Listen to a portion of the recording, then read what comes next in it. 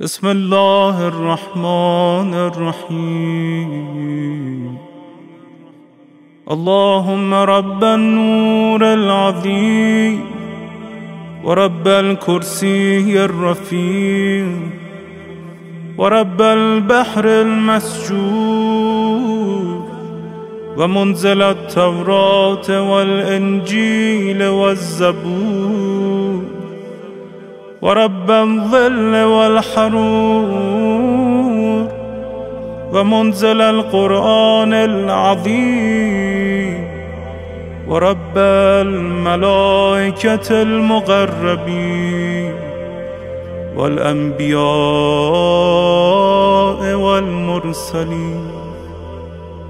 اللهم إني أسألك بوجهك الكريم وبنور وجهك المنير وملكك القديم يا حي يا قيوم.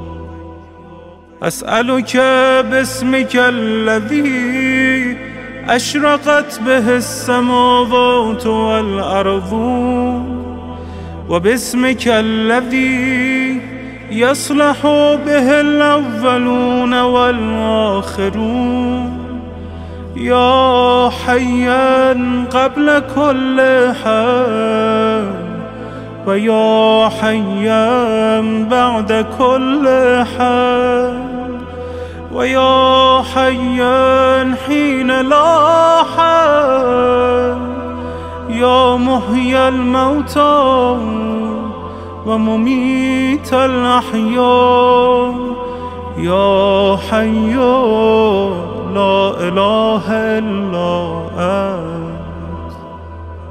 اللهم بلغ مولانا الإمام الهادي المهدي القائم بأمرك صلوات الله عليه وعلى آبائه الطاهرين عن جميع المؤمنين والمؤمنات في مشارق الأرض ومغاربها سهلها وجبلها وبرها وبحرها وعني وعن والدي من الصلوات زنة عرش الله ومداد كلماته وما أحصاه علمه وأحاط به كتابه.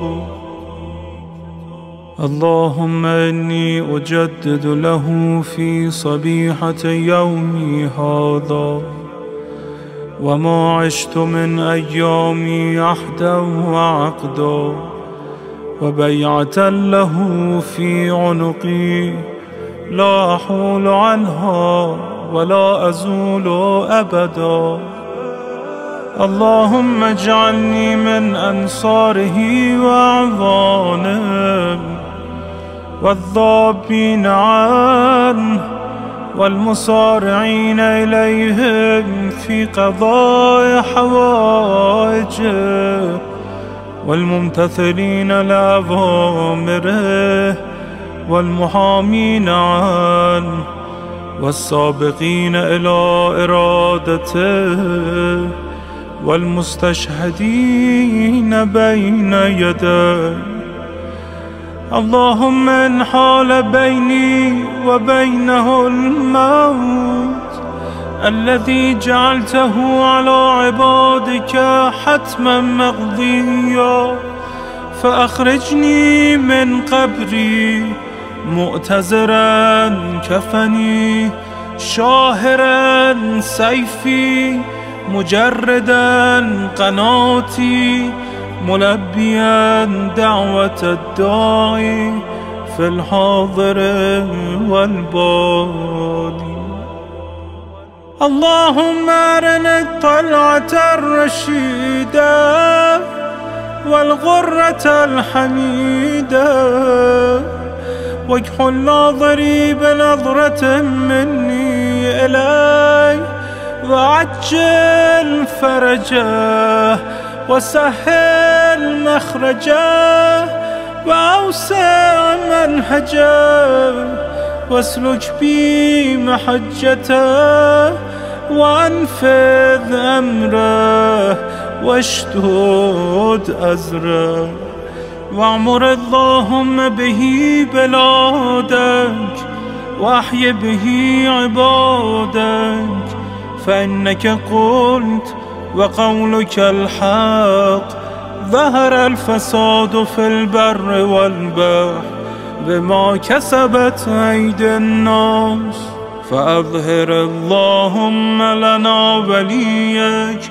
وابن بنت نبيك المسمى باسم رسولك، حتى لا يظفر بشيء من الباطل إلا مزقه، ويحق الحق ويحققه، واجعله اللهم مفزعا لمظلوم عبادك، وناصرا لمن لا يجد له ناصرا غيرك، ومجددا لما عطل من أحكام كتابك، ومشيدا لما ورد من أعلام دينك وسنن نبيك صلى الله عليه وآله، واجعله اللهم ممن حصنته من بأس المعتدين.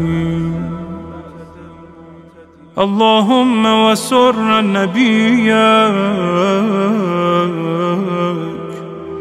محمدا صلى الله عليه وآله برؤيته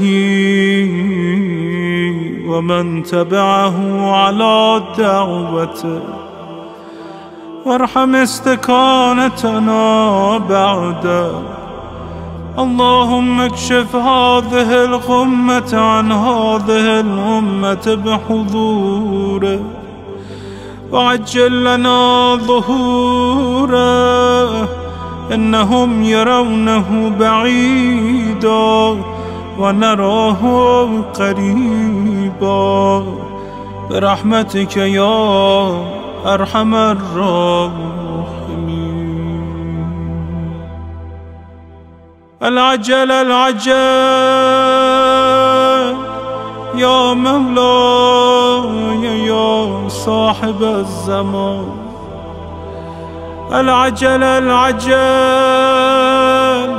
يا مولاي يا صاحب الزمان، العجل العجل يا مولاي يا صاحب الزمان.